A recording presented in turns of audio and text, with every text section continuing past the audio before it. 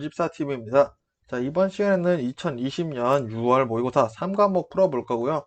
3과목, 4과목, 5과목 같은 경우에는 1차에서는 나왔던 문제들이 좀 자주 나오는 경향이 있습니다. 중요한 내용들이 아무래도 정해져 있다 보니까 어떤 유형으로 바뀌어서 조금 더 꼬아져서 나오거나 아니면 나왔던 문제가 그대로 나오는 경우거나 그런 식으로 돼 있으니 많이 문제를 풀어보시는 게 조금 더 중요할 것 같고요.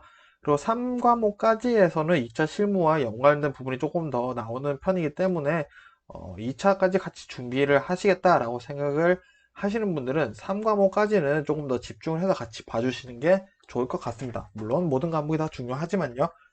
자, 그러면 41번 바로 시작해 보도록 하겠습니다. 자, 실업급여 중 취업 촉진 수당이 아닌 것은, 자, 요런 거는 이제 3과목부터는 좀 직관적으로 암기를 요해서 푸는 문제들이 좀 더 많죠. 자, 정답 바로 풀어보도록 하겠습니다. 정답은 3번. 자, 훈련 연장 급여는 취업 촉진 수당에 해당하지 않죠. 자, 그러면은 취업 촉진 수당이 어떤 것들이 해당하냐? 자, 직업 능력 개발 수당이 포함되고요. 광역 구직 활동비, 이주비들이 포함이 됩니다. 그리고 여기 플러스 조기 재취업 수당이라는 게 있습니다.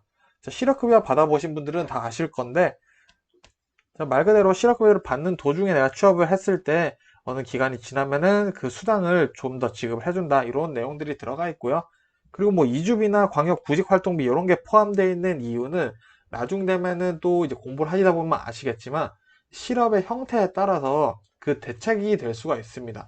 뭐 구조적 실업인지 마찰적 실업인지 그런 거에 따른 대책을 위해서 이주를 했을 때, 지역을 옮길 때 돈을 준다거나 구직 활동을 할 때 전국을 다 뒤지는 거죠. 그럴 때 지원금을 준다라는 내용들이 포함되어 있으니 공부를 하시면서 조금씩 감을 잡으시면 될 것 같아요. 자, 42번 보겠습니다. 다음은 워크넷에서 제공하는 성인 대상 심리검사 중 무엇에 관한 설명인가? 자, 이런 거는 내용이 많기 때문에 그냥 나올 때마다 머릿속에 넣어주시면서 외워주시는 게 더 중요할 것 같아요. 내용 먼저 볼게요. 검사 대상 만 18세 이상, 주요 내용, 개인의 흥미, 유형 및 적합한 직업을 탐색하고 측정 요인은 현실형, 탐구형, 예술형, 사회형, 진취형, 간습형. 자, 측정 요인을 보니까 이게 뭐죠? 홀랜드 육각형이죠. 자, 홀랜드 육각형 모델로 파악을 한다. 자, 그렇다는 것은 정답은, 자, 직업 선호도죠. 정답은 3번에서 보시면 될 것 같습니다. 자, 이렇게 포인트 되는 것만 연결해서 외워주시면 될 것 같습니다. 자, 3번 볼게요. 내용 분석법을 통해 직업 정보를 수집할 때 장점이 아닌 것은, 자, 아닌 것은 정답부터 봐야겠죠. 정답은 1번. 정보 제공자의 반응성이 높다라고 되어 있습니다. 자, 요 같은 경우에는 뭐 전혀 중요하지 않은 내용이고요. 문제와 정답 정도 외워주시면 될 것 같습니다. 자, 그리고 옳은 내용들 한번 머릿속에만 봐주시면 될 것 같고요. 뭐 따로 설명드릴 게 없을 것 같습니다. 자, 44번 볼게요. 한국 직업정보 시스템 워크넷의 직업 진로의 직업정보 찾기 중 조건별 검색의 검색 항목으로 옳은 것은, 자, 이것도 자주 나온 내용이죠. 사실 3과목부터는 다 자주 나온 내용들이에요. 거의 다. 정답 먼저 한번 볼까요? 3번 평균 연봉과 직업 전망을 고를 수가 있다. 자, 요거는 검색법을 보면은 일단은 키워드별 검색이 있죠. 우리가 검색 종류를 볼게요. 검색 종류. 검색 종류를 조금 보면 일단 키워드 검색이 있고요. 그리고 또 뭐가 있죠? 조건별 검색이 있죠. 조건별 검색. 그리고 분야별 검색이 있어요. 그리고 지식별 뭐 검색이 있고 뭐 통합 검색 뭐 이런 것 등등이 있는데 그 중에 이제 어떤 것들이 있냐? 당연히 연봉이나 직업 전망 키워드는 아닐 거고, 그 분야별 이것도 당연히 분야별 아닐 거고요. 연봉이나 직업 전망 지식도 아니고 통합도 아니겠죠? 그럼 남는 건 조건별밖에 없다. 그래서 차라리 이 검색 종류가 뭐가 있는지 외워서 유출을 해가면서 문제를 푸시는 게 조금 더 넓게 공부를 하시는데 도움이 되지 않을까 싶습니다. 자, 45번 볼게요. 제7차 한국 표준 직업 분류에 포괄적인 업무에 대한 직업 분류 원칙에 해당하지 않는 것은, 자, 말이 자주 나오지만 3과목에서도 또 유독 자주 나오는 문제들이 있죠. 바로 이 문제인데요. 자, 포괄적인 업무 직업 분류 방법 먼저 한번 보도록 할게요. 첫 번째, 주된 직무 원칙. 자, 주된 직무가 무엇인지 먼저 파악을 하고요. 그 다음에 최상급 직능 수준을 우선해서 원칙을 합니다. 그리고 마지막으로 이것도 안 된다 그러면 생산 업무를 보고 이 직업을 당신은 하고 있습니다 라고 얘기를 해주는 거죠. 정답은 4번이 되는데 조금만 더 내용을 한번 살펴보도록 할게요. 주된 직무는 뭐냐? 내가 누가 봐도 주된 직무가 있어요. A라는 업무와 B를 하고 있는데 누가 봐도 너는 A라는 직무를 더 많이 해 라고 했을 때 저는 A 직무를 합니다 라고 업무를 정하는 거고요. 최상급 직능 수준이란 뭐냐? 만일에 어떤 의사 선생님인데 강의도 나가세요. 이게 주된 직무랑 사실 뭐 비슷한 내용이긴 한데 요를 만일에 근데 수술도 하시죠. 근데 강의도 하시죠. 근데 객관적으로 봤을 때 수술이 조금 더 어렵단 말이죠. 그렇다면은 이 부분은 수술을 하시는 분이다. 외과 의사다 라고 하는 거죠. 강사라고 하지 않고. 자, 생산 업무는 뭐냐? 만일에 캐셔가 있어요. 캐셔. 캐셔인데 얘가 내일부터 갑자기 이제 파리바게뜨에 캐셔인데 얘가 내일부터 갑자기 빵을 만들래요. 빵을 만들어 생산 업무를 시작하죠. 그러면은 이분은 내일부터 파티시에가 되거나 뭐 제빵사가 되시는 거죠. 이런 식으로 이제 업무를 분류를 한다라는 내용이 들어가 있다라고 보시면 될 것 같습니다. 자, 46번 볼게요. 직업안정법령상 직업안정기관의 장이 수집, 제공하여야 할 고용정보에 해당하지 않는 것은 자, 이런 것도 직관적으로 보고 그냥 풀어야겠죠. 자, 정답은 1번. 직무 분석의 방법과 절차는 해당하지 않는다. 자, 그렇다면 직업안정기관의 장이 수집, 제공하여야 할 정보는 요 내용들이다. 경제 및 산업 동향, 구인구지에 관한 정보, 그리고 직업에 관한 정보. 자, 이렇게 느낌을 보니까 약간 거시적이다라는 느낌이 들죠? 직업 정보를 해주고 직업 정보의 장이 수집 제공할 거는 약간 거시적인 느낌이 든다. 이 느낌을 외우시는 게 좋습니다. 내용을 보시면 엄청 많기 때문에 다 외우지 마시고 거시적인 정보를 제공을 해주는구나 라는 느낌만 안고 가셔도 충분히 문제를 푸실 수 있으실 거예요. 47번 직업정보의 가공에 대한 설명으로 가장 적합하지 않은 것은 직업정보의 가공에 대한 문제도 자주 나오고 있는 편이에요. 자, 적합하지 않은 것이니까 정답 먼저 한번 볼게요. 정답은 3번입니다. 맞는 내용 같은데 이 내용이 왜 틀렸을까요? 자, 긍정적인 정보를 제공을 하면은 사실 좋겠지만 출발해야 하는 것은 객관적이고 중립적인 정보를 드려야 돼요. 객관적 그리고 중립적인 그래야지 내담자가 보고 정보에 대해서 편견 없이 받아들일 수도 있고 생각을 할 수 있는 시간이 있겠죠. 너무 긍정적인 정보만 주면은 내담자가 환상을 가질 수가 있다 라는 이유에 대해서 이 정답이 될 수가 없다라는 거죠. 나머지 내용은 다 맞는 내용이겠죠. 시각적 자료, 시청각 효과가 중요하다라는 내용이 있고 정보는 늘 최신화를 해야 한다라는 내용이 되어 있는 거고요. 그리고 4번 같은 경우는 정보 제공의 역할이죠. 그래서 머릿속에 한번 넣어주시면 될 것 같습니다. 자, 48번 풀어볼게요. 다음은 제10차 한국표준산업분류 중 어떤 산업에 관한 설명인가? 자, 한번 볼게요. 작물 재배 활동과 축산 활동을 복합적으로 두 가지 활동을 하고 계시네요. 수행하면서 그 중에 한편의 전문화율이 66% 미만인 경우입니다. 자, 그러면은 두 가지 하는데 한 가지는 전문화율이 그렇게 많이 되어 있지 않네요. 자, 그럼 요 정보 가지고만 한번 문제 풀어볼게요. 정답은 3번 되겠죠? 여기 힌트가 다 나왔어요. 작물 재배, 축산 활동, 그리고 복합적이다, 복합 농업을 한다 라고 다 나왔으니까 너무 어렵게 생각하지 마시고 문제 있는 정보를 가지고 충분히 푸실 수가 있는 문제들이 있으니까 보고 편하게 푸시면 될 것 같습니다. 자, 49번 한번 풀어볼게요. 한국 직업사전의 직무기능 자료 데이터? 갑자기 데이터라는 단어가 왜 나왔지? 일단은 한번 생각해 볼게요. 데이터 항목 중 무엇에 관한 설명인가? 데이터의 분석에 기초하여 시간, 장소, 직업 순서, 활동 등 결정한다. 두 번째, 결정을 실행하거나 상황을 보고한다 라고 되어 있습니다. 자, 그러면은 정답을 한번 볼까요? 정답은 조정입니다. 조정. 자, 요 내용 같은 경우는 조금 내용이 추가로 필요할 것 같습니다. 자, 한국직업사전 직무기능 관련은 이제 DPT라고 하는데 데이터, people, thing. 그래서 앞에 글자 DPT라고도 부릅니다. 이 사이에 이제 특성을 나타내는 것들인데요. 자, 조정. 아까 정답이 조정이었죠? 자, 그러면 조정이 이런 내용을 가지고 있다라는 거를 우리가 알았으니 나머지 종합 계산 수집 내용을 조금 더 살펴볼 필요가 있다라는 거죠. 자, 종합 한번 보겠습니다. 사실을 발견하고 해석을 위한 분석. 이 자체가 그냥 종합이다 라고 보시면 되고요. 계산 같은 경우 보시면 말 그대로 사칙 연산이에요. 대신 수를 세는 거, 한 개, 두 개, 세 개, 카운트의 개념은 계산에 포함되지 않는다라는 거를 외우시는 게 중요하고요. 수집 보시면은 DPT, 데이터 피플팅 있죠. DPT에 관한 정보를 수집, 분류하는 것이 수집이다. 그래서 중요한 것은 분류하는 것도 수집에서 역할이 담당되어 있다라는 거, 이 정도만 머릿속에 넣어주시면은 1차에서는 아마 문제를 다 푸실 수 있으실 겁니다. 자, 그러면 50번 한번 풀어볼게요.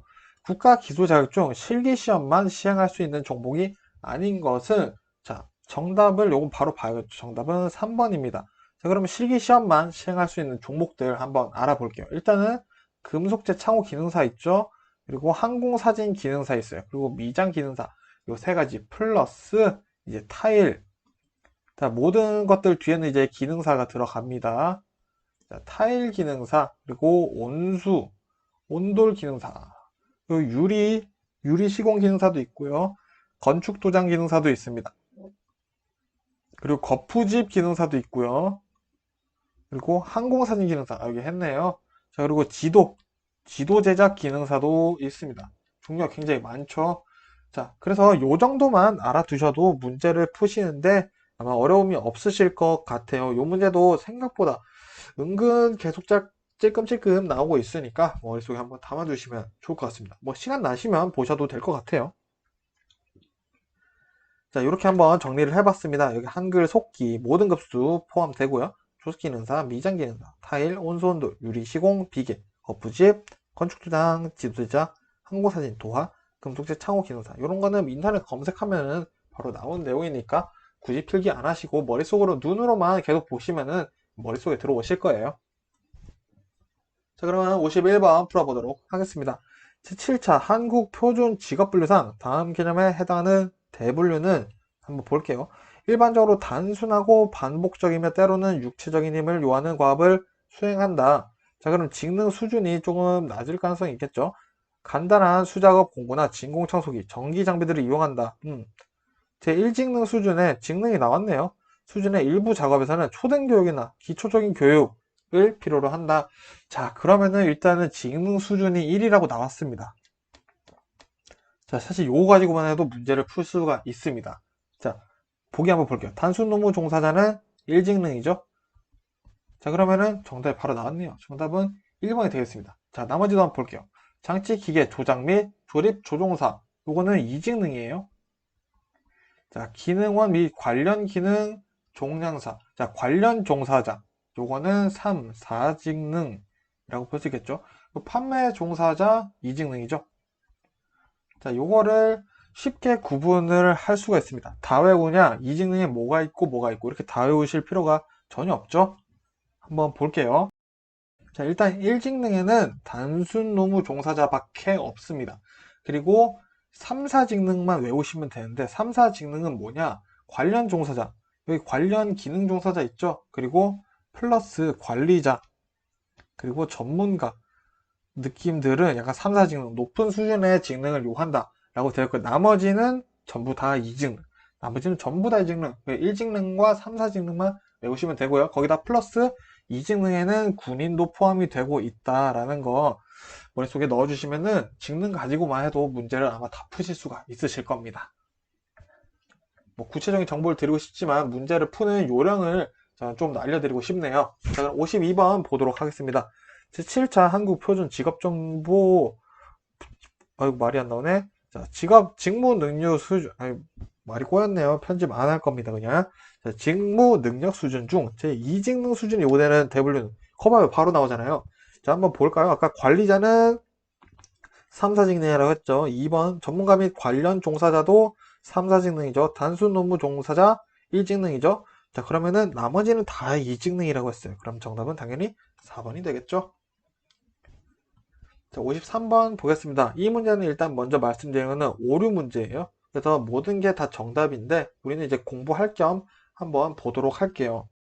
이 내용들이 어쨌든 국민 내일 배움 카드의 설명이 다 틀렸다는 겁니다. 자, 그러면 이거 다 날려버리고 중요한 내용들만 한번 파악해 볼게요. 일단 신청 불가한 사람들이 있습니다. 국민 내일 배움 카드 신청 불가. 한 사람들이 있어요. 누구냐? 공무원. 공무원들은 신청이 안 돼요. 그리고 사립학교 교직원. 교직원도 안 되고요. 그리고 졸업 예정인 재학자 안 됩니다. 대학생 안 되는 거죠. 그리고 연 매출이 1억 이상인 사업자 안 돼요. 그리고 월 임금이 월급이죠. 월급이 300만 원 이상인 대기업 중에서도 45세 미만은 안 됩니다. 그리고 특수 형태 근로자, 국민 내일 배움 카드에 해당하지 않습니다. 요거 이 정도만 머릿속에 넣어주시면 되고요. 추가로 뭐 개인마다 차이가 있어요. 300만 원에서 500만 원까지 금액이 제공이 된다 라고 되어 있고요. 전액 지원은 안 된다.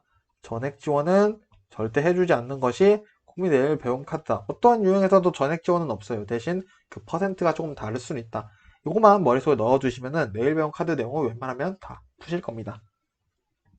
자, 54번 볼게요.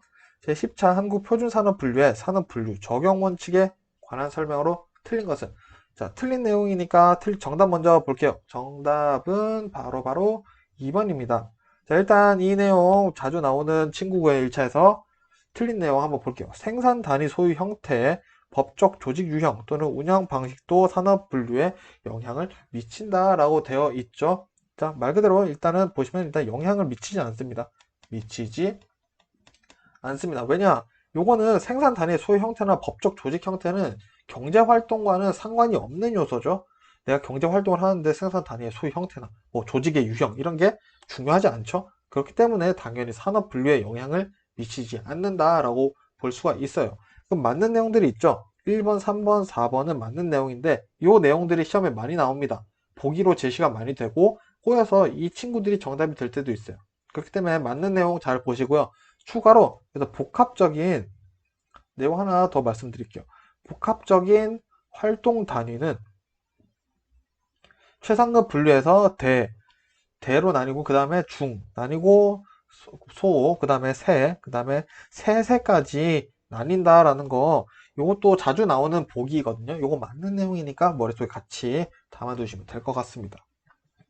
55번 볼게요. 국가기술 자격 산업기사의 응시 요건으로 틀린 것은 이거 문제 좀 까다롭죠. 이런 것들은 일단 문제 나올 때마다 같이 외우시면 되고요. 정답 한번 보겠습니다. 정답은 1번입니다. 자, 응시하려는 종목에 속하는 동일 및 유사 직무에서 1년 이상 아니죠. 2년 이상이죠. 자, 산업기사는 2년 이상 실무에 종사하신 분들이 응시를 할 수가 있습니다. 추가로 또 여기 내용들이 있죠. 요 내용들 추가로 보시고 여기 없는 내용 한번 볼까요? 없는 내용 또 있네요. 자, 외국에서 동일 자격을 보유하신 분 있죠? 자격 보유한 사람들은 응시를 할 수가 있습니다. 이 내용까지 추가를 하고 여기 맞는 내용들까지 같이 머릿속에 봐주시면 되겠네요. 56번 보겠습니다. 직업 정보 분석에 관한 설명으로 틀린 것은 쓰시니까 정답 한번 먼저 찾아볼까요? 정답은 4번. 직업 정보원이 제공한 정보는 제공원을 알 필요가 없다. 제공원도 당연히 알려줘야 됩니다. 직업 정보를 분석하고 제공을 해줄 때는 제공원이 누군지도 알려줘야 된다라는 거 중요하게 생각을 해주시면 되고요. 나머지는 맞는 내용들이니까 머릿속에 같이 담아 두셔야겠죠. 자, 57번 보겠습니다. 근로자 직업능력 개발 법령상 직업능력 개발 훈련 시설을 설치할 수 있는 공공단체가 아닌 것은 요거는 정말 애매하게 자주 나오진 않는데 아예 안 나오지도 않는 문제더라고요. 찾아보니까. 그래서 요거는 뭐 별 반 개 정도 조그마한 별 하나 정도 주겠습니다. 그래도 한번 볼 때 확실하게 보시면 되겠죠. 자, 일단은 설치 아닌 것은 일단 안전보건공단이 직업능력 개발 훈련 시설을 설치할 수가 없습니다. 그러면은 이거를 설치할 수 있는 공공단체는 뭐냐? 나머지 3개밖에 없어요. 한국산업인력공단, 그리고 장애인고용공단, 근로복지공단은 직업능력개발훈련시설을 설치할 수가 있다라는 것만 머릿속에 지금 딱 잡아주시면은 어떤 형태로 나와도 오늘 금방 푸실 겁니다. 자, 58번 볼게요. 제10차 한국표준산업분류의 산업분류 적용 원칙에 관한 설명으로 틀린 것은 자, 요 문제 아까 54번이랑 똑같은 문제죠. 54번에서 나왔었던 문제예요. 자, 그만큼 중요하게 보셔야 된다라는 내용이죠. 자, 그 대신 54번에 없었던 내용들이 추가로 나왔겠죠. 자, 틀린 거 쓰니까 정답 한번 바로 볼까요? 정답은 3번. 산업활동 범위에서 가정 내 가사활동도 포함된다. 가정 내 가사활동은 산업활동, 경제활동으로 쳐주지 않죠. 그렇기 때문에 포함되지 않겠죠. 그 정답이 되는 거고요. 나머지 정답 내용 머릿속에 같이 넣어주셔야 돼요. 자, 산업은 유산 성질을 갖는 산업활동에 주로 종사하는 생산 단위의 집합이다. 그리고 2번도 마찬가지로 이런 자원을 투입하여 재화 또는 서비스를 생산, 제공하는 일련의 활동 과정이 산업활동이다. 라는 정의도 나와 있고요. 4번 내용도 맞는 내용이니까 머릿속에 넣어주시면 좋을 것 같습니다. 그리고 여기서 또 추가로 하나 더 말씀드릴게요. 자, 공식적이거나 비공식적이거나 합법적이거나 불법적이거나 이런 내용들, 생산물은 이런 것들로 만들어진 생산물은 분류를 달리 하냐? 자, 달리 분류하지 않습니다. 자, 요 내용 어떤 식으로 나오냐? 자, 공식적이고 비공식적이고 합법적이고 불법적인 생산물은 달리 분류해야 된다 라고 했을 때 그 내용은 틀렸다라는 거를 아실 수 있으시면 좋을 것 같아요. 요 보기가 좀 자주 나오는 편이니까 이것까지 같이 머릿속에 넣어주시면 될 것 같아요. 자, 59번 워크넷에서 제공하는 학과 정보 중 자연계열에 해당하지 않는 것은 자, 자연계열이 얼마나 많겠습니까? 그래서 요거를 다 외우기보다는 그냥 문제 나왔을 때 같이 외우는 걸로 보시면 될 것 같아요. 그래서 정답은 1번 안경광학과는 자연계열이 아니다. 그럼 나머지 수학은 지구과학은 생명과학은 자연계열이구나. 이 정도로 문제 나올 때만 외우셔도 아마 푸실 수 있으실 거예요. 자, 60번 마지막 문제네요. 보겠습니다. 한국 직업 전망에서 제공하는 정보에 대한 설명으로 틀린 것은 정답 먼저 볼까요? 정답은 2번. 관련 학과는 일반적으로 입직 조건을 고려하여 대학에 개설된 대표 학과명만을 수록하였다. 자, 그렇지 않죠. 당연히 모든 학과명을 수록을 하고 있겠죠. 당연히. 입직 조건과는 크게 상관이 없다라는 거 보시면 되고요. 나머지 내용들 맞는 내용이겠죠. 이런 것들도 다 외우실 필요 없고 맞는 말인지 아닌지 어느 정도 판단이 가능한 내용들이 있을 수 있고요. 그렇지 않다면은 이렇게 문제 나왔을 때 한 번씩 보면서 외우시면 되니까 너무 이런 거 외우는데 시간을 안 뺏기셨으면 좋겠습니다. 왜냐면 2차 때 나올 확률이 거의 없으니까요. 뭐 이렇게 해서 어쨌든 3과목까지 정리를 해봤고요. 4과목, 5과목, 특히나 5과목은 아직 뭐 공부를 하진 않았지만 우리가 5과목은 2차 때 안 나오는 내용이니까 5차 공부, 5과목 공부하는 데는 시간을 최소로 줄이면서 4과목에서 1차 또 4과목은 진짜 나왔던 내용들이 3과목보다 더 많이 나올 수밖에 없어요. 중요한 내용이 정말 정해져 있기 때문에. 그렇기 때문에 3, 4과목은 문제를 계속 푸시면서 1차 준비 같이 하시고 이해도를 높이시고 싶으신 분들은 2차 공부를 같이 한다라고 보시면서 문제를 푸시면 좀 더 좋을 것 같습니다. 자, 그래서 3과목은 이제 오늘 여기까지 마무리하겠고요. 다음에는 4과목 한번 풀어보도록 하겠습니다. 감사합니다.